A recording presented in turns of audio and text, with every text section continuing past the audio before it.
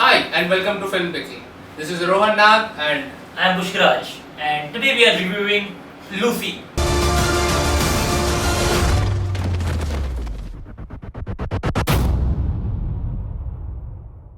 Lucy is a movie that both of us did not like much. So why are we talking about this movie? We wanted to talk about two things. One is the science behind the movie, which is wrong, and the second, how could this movie have been better? Because as you know, he's a filmmaker, I am a writer and an editor, and we have our own opinions and we wanted to share them. So we'll start with the second half of what he said.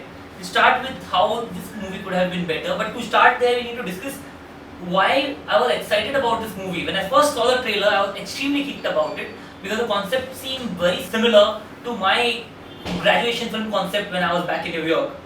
And I found it amazing that somebody's actually made a film which is so similar in concept and at least looks similar in concept in the trailer.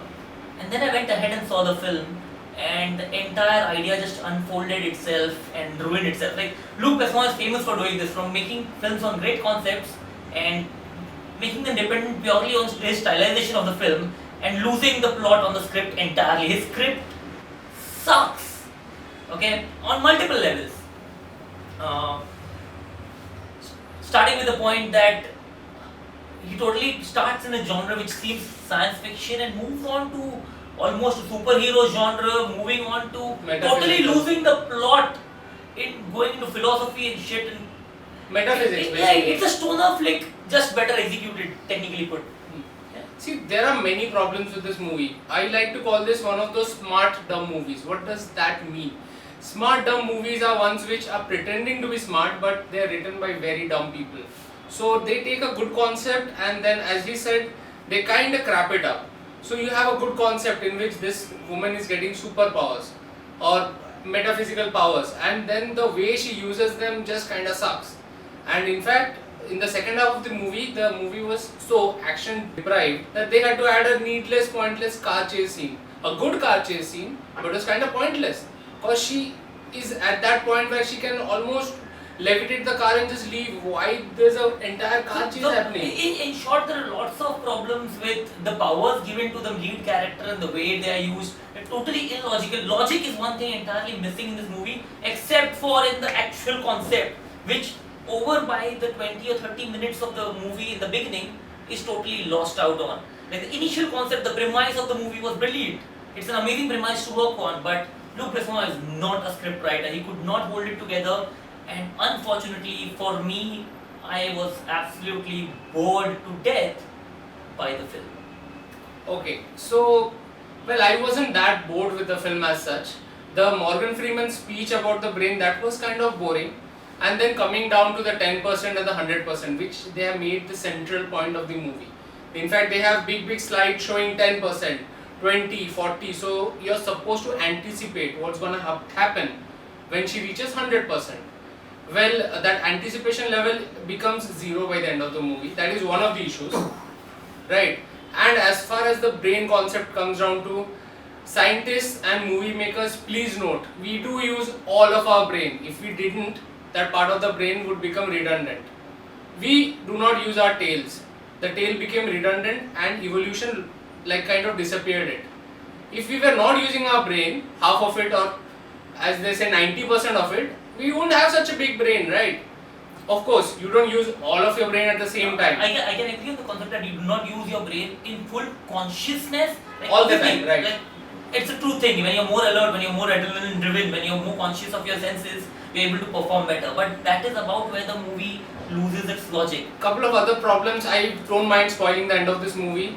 At the end of this movie, she makes a computer which is so advanced that it has all the knowledge of the universe in it. And then she gives it in the form of a pen drive. Yes. Sparkly, glittery pen drive. Yeah, that ruined it's the movie. It's a pen drive. And you put that pen drive in a Mac, what's going to happen is the Mac won't read it. Because I'm sure she didn't think of how to read the damn thing.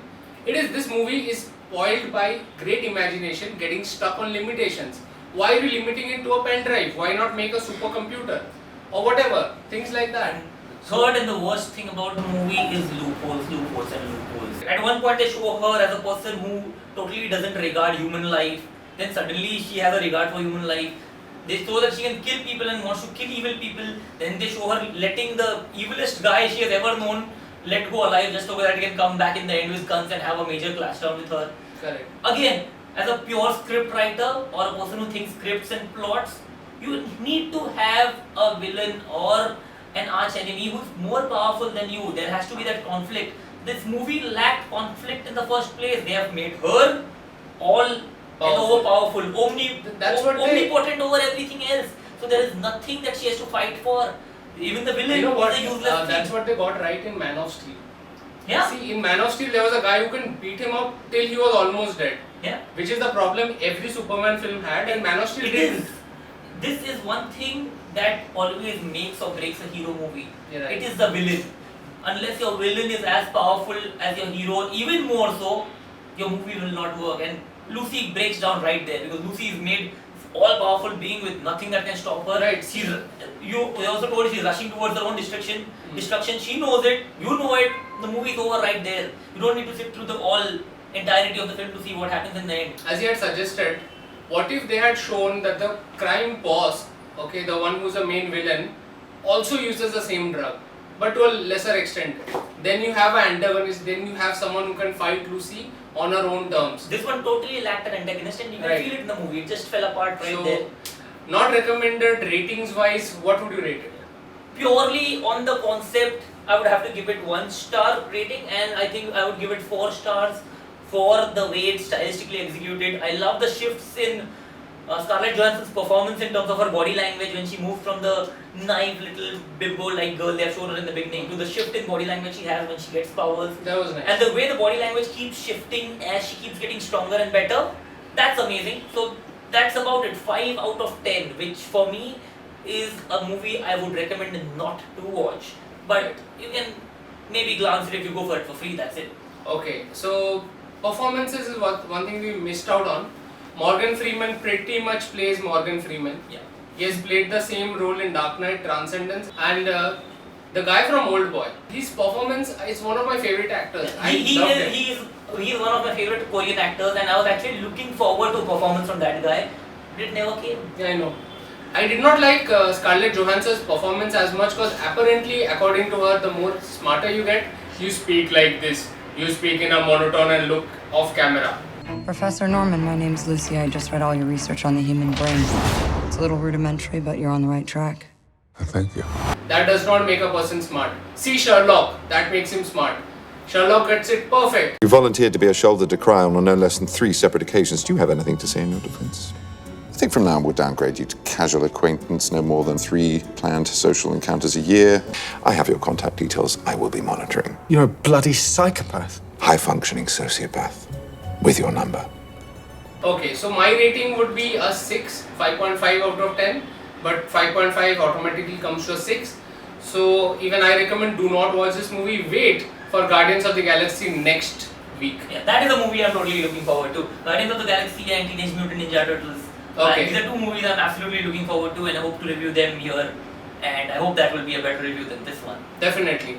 And if you Thank like our you. videos, you gotta subscribe. Right over there, subscribe. Thank you. Bye bye. See ya.